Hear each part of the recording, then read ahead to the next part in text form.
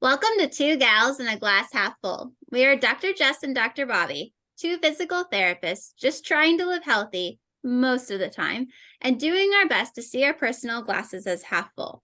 Some days that is much harder than others. On this podcast, sometimes we interview others more knowledgeable than us on different topics to teach us about things we do not know. And other times you are stuck with Dr. Jess and I sharing our information and knowledge. So make sure you hit the subscribe button below, follow us on Instagram, and join our free Facebook group to stay up to date on all of the Two Gals happenings. I am very excited about our guest today. We went to college together. She is doing some pretty awesome things. But before we get started, Dr. Jess, what is in your glass today? So I have moved on to water. So I've got a nice full bottle here. My goal is to have this finished before lunch. And then that way I'm going to fill it up again and then try and finish another bottle before I leave. And then one more. So working on it. So Dr. Bobbie, what's in your glass? So I am just on water as well. Just plain H2O. Been kind of my status quo lately, and that's A-okay. Mm-hmm. So today with us, we have Danielle. And Danielle and I went to college together. She was my roommate freshman year. I kind of moved in. So I had two rooms. But Danielle, tell us a little, first, what is in your glass? And then tell us a little bit about you. Well, I have a very large coffee still. It's 8 a.m. here, so I'm good. I do, as Dr. Jess mentioned, I plan on finishing this before lunch and then moving to water. But what I do, my PhD is in epidemiology. So I look, it's a public health field that deals kind of with the statistics of public health. So I look at disease and distribution in a specific population. It's also, when applied, you would, epidemiologists are the people that are used to control disease and track it. Mm-hmm. You were very busy a few years ago. I remember trying to make conversations and it was very challenging at times.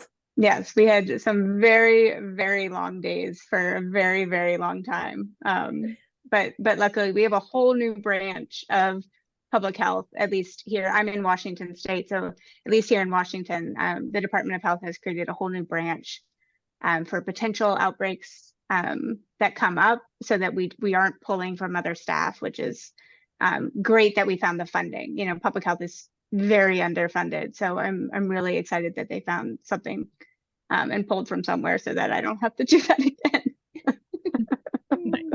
Yes, I remember that being stressful, and as we're talking about stress awareness, I feel like that's perfect.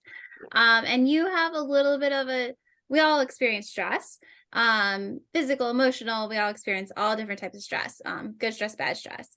And Danielle, tell us a little bit about your story and kind of like how then stress affects you, maybe a little different than me.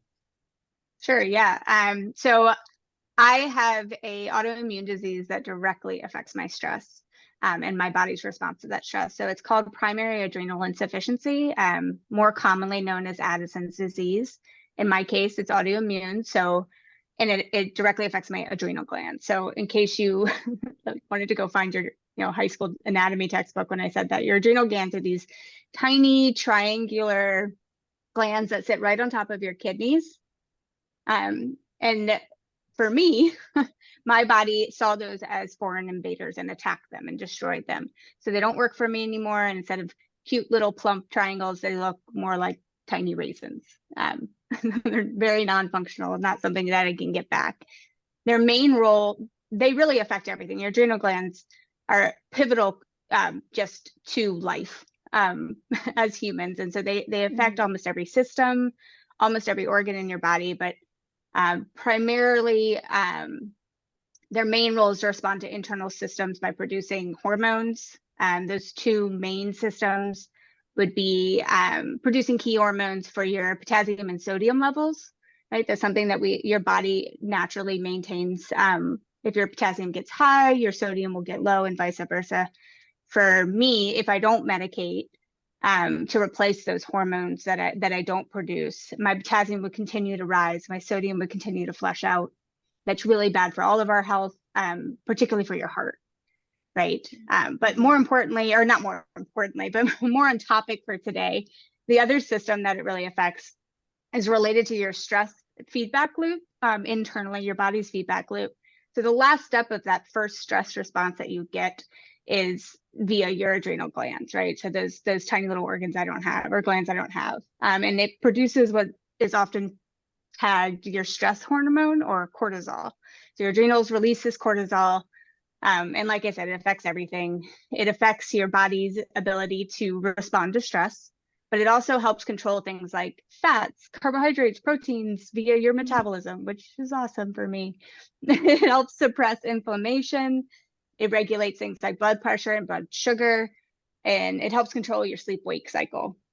So I use medication to replace the inefficiencies my body has in these two systems mainly. So where you have these like smooth waves of cortisol throughout the day, that correspond kind of to your circadian rhythm. So you get this peak when you wake up that's really high, it'll go down a little, and then maybe around 4 o'clock or so, it goes up again. I medicate the peaks, and then I have nothing the rest of the day. So I feel like really good for about 30 minutes twice a day. So it's really inefficient, but it's better than not having it, right? And Yeah. the only other thing that's wonky is the timing of that, right? I say roughly 4 a.m., but I have no idea what time my body thinks I need it, right? So it's a guessing game. You also have to medicate for things like acute stressors. So like something that happens unexpectedly, like an injury, or maybe you have a severe GI infection or something like that. I also have to medicate for prolonged stressors, like changes in your physical activity routine, or extreme grief, or even something like air travel where I cross time zones. I suddenly have to change my medication schedule, or my body can't respond to the stress. And I end up in things like the emergency department, which is bad. Yes.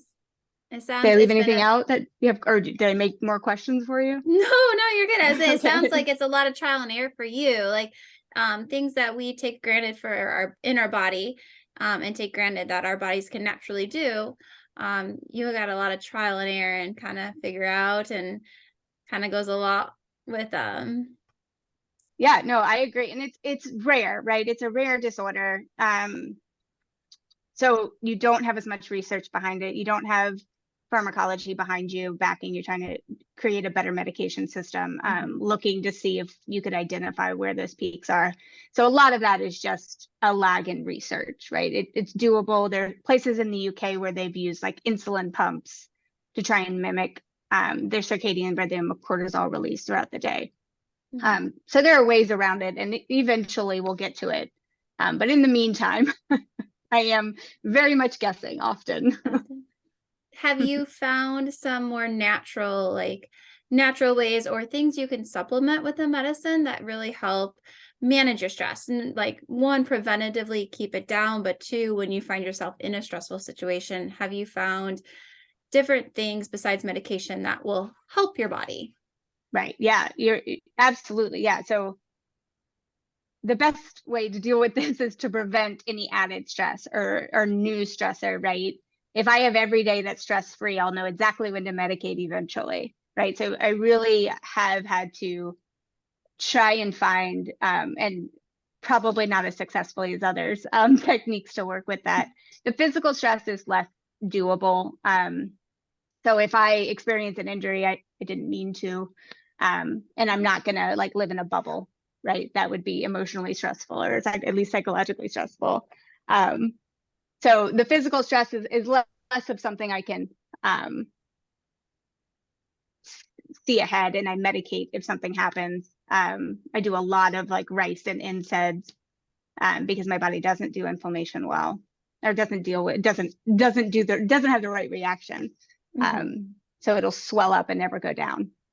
Like this extreme reaction to, something that should be small, like rock climb every day, and I get home and I have, within 24 hours, I have tendonitis that looks like I've been rock climbing inappropriately for 2 months, right? Which PTs love. So fun for y'all. Absolutely. Overnight chronic issues. It's fun. But the psychological stress and the emotional stress has been quite a switch from what I did before. So I do not advise this. This is not the way you're supposed to do it, but I dealt with it by being active originally, before. If I had a bad day, I would just go work out really hard, right? And that allows your system to come back, and allows that internally, you've forced it to do what it needs to do, right? It, like I said, it's kind of like, it should be used as a last resort. It's something I used exclusively. Now I can't do that. If my body is stressed and I add stress by adding physical activity, I'm going to end up in the ER, which is great. So I have had to work really hard and kind of finding the slower techniques and the preventative techniques that work for me, right? Because there's a gazillion out there and everybody's different. For instance, my whole life, everybody has talked about, like breathing, just focus on breathing in and breathing out. And for me, it causes a lot of anxiety. I don't know why, but I have like this mini anxiety attack by like the third breath in. I don't know how to breathe anymore or something. But I also know physiologically, focusing on that exhale and stretching out that exhale has great impact on your stress, right? And so I worked through finding a way to focus on my breathing without focusing on it. And being an athlete for most of my life, my imagery is great. I have trained imagery my whole life. And so I focused on a beach, and I grew up on the beach, so super easy to bring up, right? And focusing on that wave, particularly the water going back. And that's my exhale, and holding it through the end of that wave. And you naturally get this even inhale, exhale, because the waves are even on the fall in and pull back. So that's worked really well. And if I give myself a couple seconds and a timeout to do something like that when my stress level gets up, because it's fast and it's something that doesn't require moving or using a tool or anything like that, it's really impactful for me. I also find, and this has always been true, I think, finding something that is very automated and just sitting somewhere that I enjoy, like outside in my backyard, and doing that automated task. And during COVID, I started knitting. I feel like an old lady when I say it, but it's super automated, right? Once you learn how to knit, you don't really have to think through it. And so I have a lot of hats and gloves and sweaters, and every child I know has a stuffed animal now, all knitted. So it's super helpful. And for me, also recognizing what doesn't work, right? Like sitting in front of a screen does not help me. If anything, it raises my anxiety. It doesn't matter if it's a TV or Instagram or whatever. I'm not getting that stress relief. And so intentionally moving away from that, like playing a board game with my spouse or knitting while, doing something else. It has, and replacing the time that does elevate my stress has helped a lot. But that takes a lot of inward thinking and feeling and time, right? It's a lot of self-reflection and just kind of trying and seeing what works for you and what doesn't. And a lot of self-awareness of when you're feeling stressed versus when you feel better, what did you do during that time? What do you think helped during that time? It's kind of really, a lot of people I think have trouble with that, is looking inward and truly feeling and admitting what are your feelings, and then what is truly helping and what is truly not helping. And I think from it, sorry. Yeah, no, just learning and saying just because it didn't work once doesn't mean it won't work for you. Sure. It all of these strategies take practice. And so just like you had to practice your imagery for so long to get really, really good at it, breathing is going to be the same way. It's not something that you just oh, okay, I'm just going to take these breaths and feel better. I've got so many people that say that, I tried that, it didn't work. I'm how many times did you try it? Well, it's a great point. That once when I was really overwhelmed, okay. All right. Well, yeah, you're going to have to practice even when you aren't stressed in order to use it when you are stressed. So that's going to be how you implement it when you're not feeling well, is because you've already practiced it and developed the strategy that works for you. I love your use of the wave coming in and the wave coming out. I live by the beach, and so waves resonate with me as well. And so I imagine as you see the wave in the water come up, turns into a crest, and then comes back down and creates a wave, the set comes in and then the set goes out as I go through my breathing, and I just go through a wave set. And so as my diaphragm expands, the wave is coming up, and then as my diaphragm kind of relaxes, then the wave comes back down again. But I've used imagery because, again, having done athletics, I've trained my brain in imagery. So that was an easier connection for me to make, but not other people haven't used imagery and haven't trained it. So that can be challenging and hard. And I think just the sense of practice is going to be hugely important to say, okay, like I'm going to take time to actually work on this. And then when I implement it, when I am stressed, it's going to actually be more effective. Yeah. Yeah, absolutely. I would say especially imagery, right? There's great research on that, but the more you do it, the better you get at it. Right. But you have to do it a lot to get good at it. Yes. Yeah. Right. So sitting around and just trying to imagine, like your daily tasks, like what you're going to do next, and seeing yourself in that position when, like you said, when you're not stressed, will help tremendously, because when your hormones are responding to stress is not the time to learn something new. No.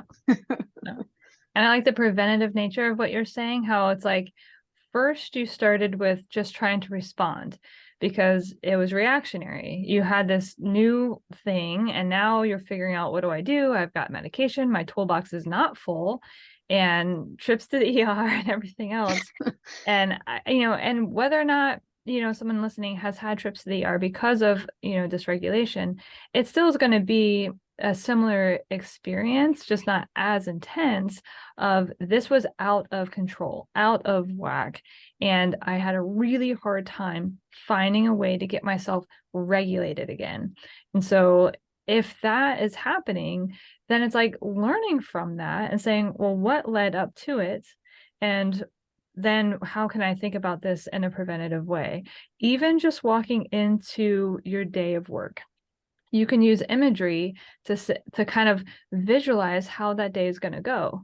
And you can say, like, for me, I'm in patient care, so running on time is something that is stressful because you never know what's going to come in. So it could be a day where it's like, oh yeah, things are better, this is that.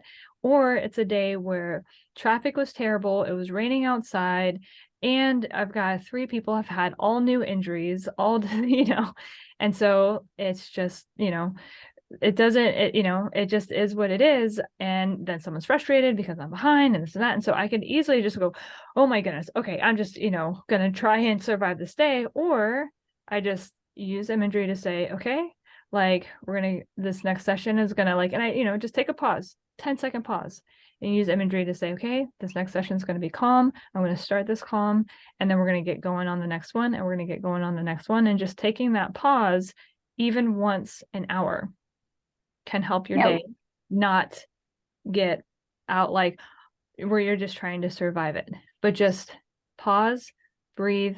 This is how I want it to go.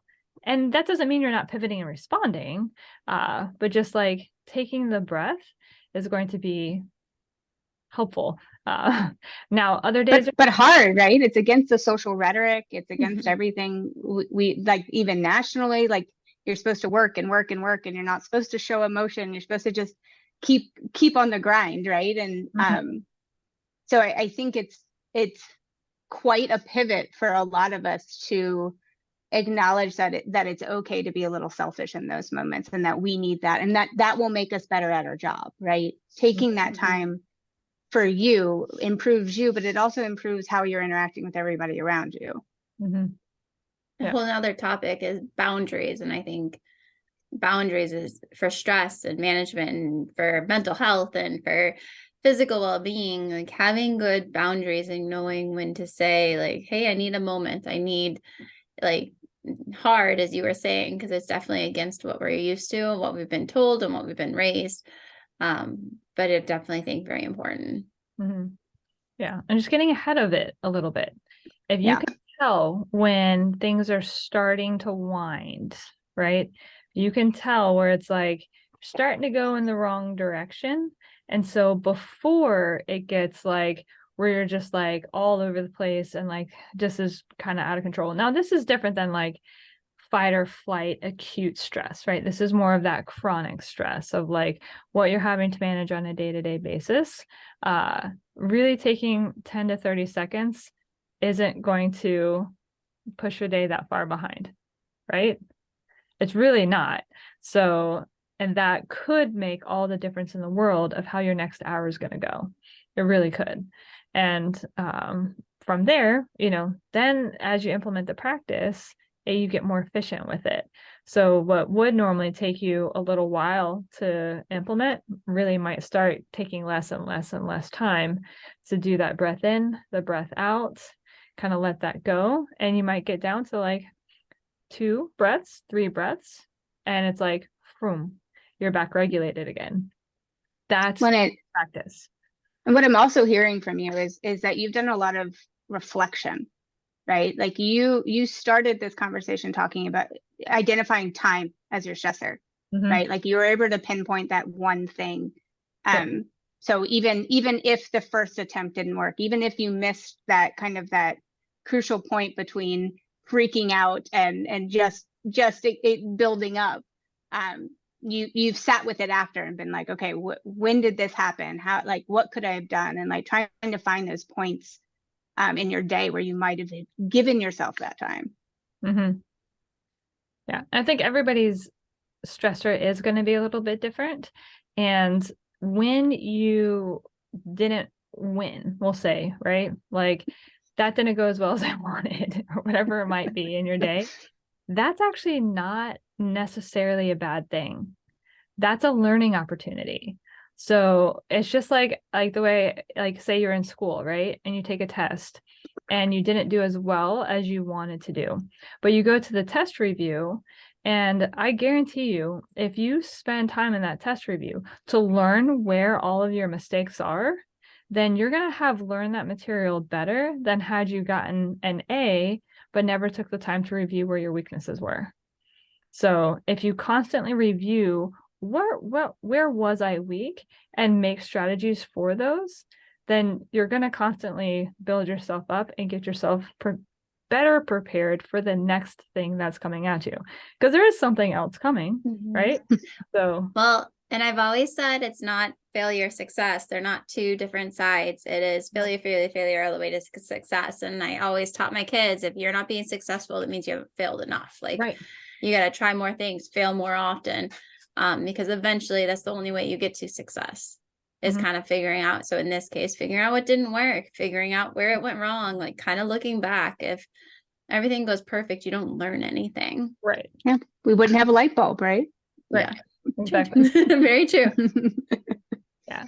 So I think like just reframing that is hard because it didn't go well. You didn't get the results you wanted. There's disappointment there. There's frustration. There's all sorts of emotion tied around that. And so like strategies to kind of say, how can I reframe that are hard. Like that's not easy.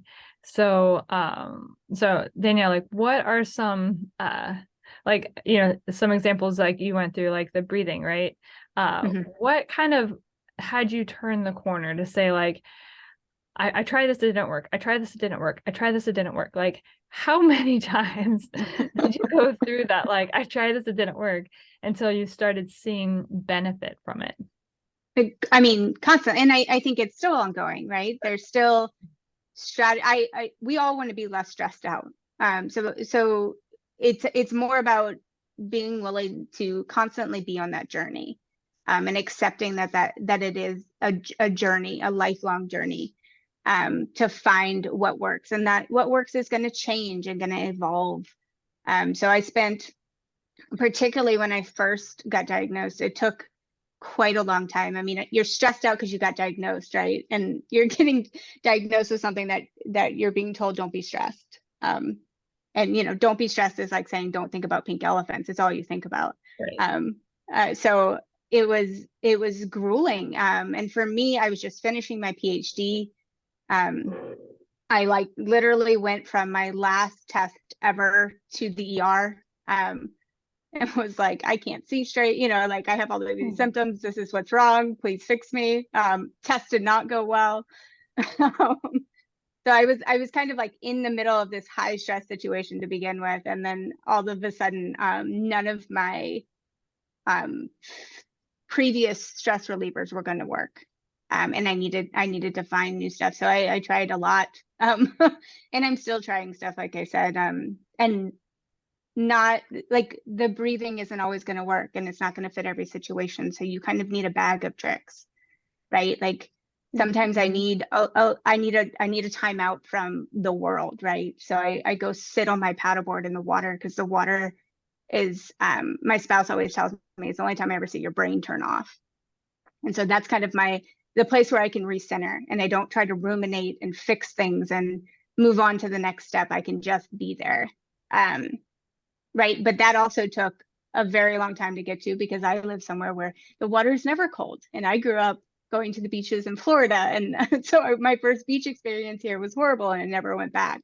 So trying to find that, like some version of that here in Washington, you know, took years really.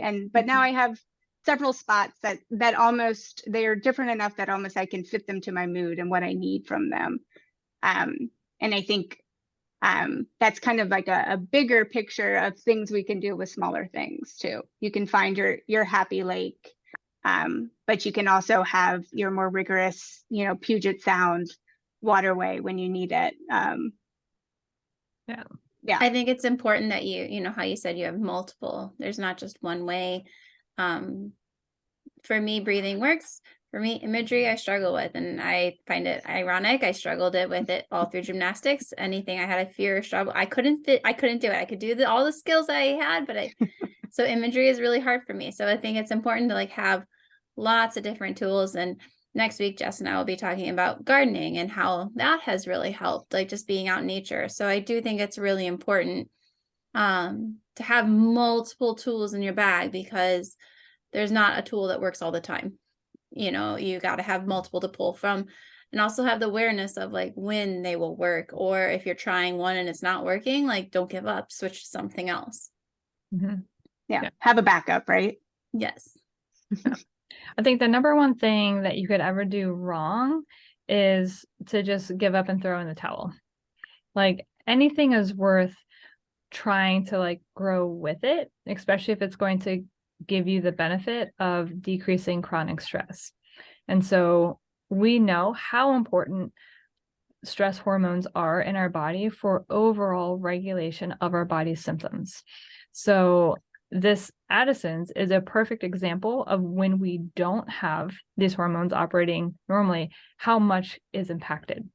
So I think oftentimes when we think of stress hormones, we forget how much of the other systems of the body are affected by stress hormones. And so like metabolism, heart function, temperature regulation, you know, there's all sorts of blood glucose, right? Blood glucose, all sorts of things are impacted by our hormonal balance. And so anything that we're doing to try and keep ourselves more in check to make sure that we are handling our stress levels in the healthiest way possible is never going to be harmful. It's only going to help push us forward with long-term management of our systems, which decreases chronic illness. So overall, you're not going to go wrong, more or less. Like it's going to be a good use of your time and energy. Yes. Yeah. So Danielle, thank you so much for coming on and sharing your experience. We really appreciate you being open with this journey that you've gone through. And it's, I can imagine it's going to constantly be something that you will continue to learn and grow as more research comes out. Hopefully it'll make it easier to manage. And if anybody is dealing with Addison's, maybe share this episode with them to say, hey, like, here's somebody that's tried different things. And never don't share our episodes. If you think somebody in your life could benefit, hey, pass it on. All you're doing is sharing knowledge and thought. So that could be helpful. Other things, just make sure, follow us on social media. We are on YouTube and YouTube, Instagram, and Facebook.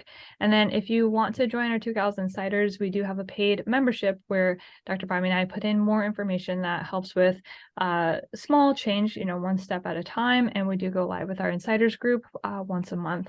So website is www.2-gals.com.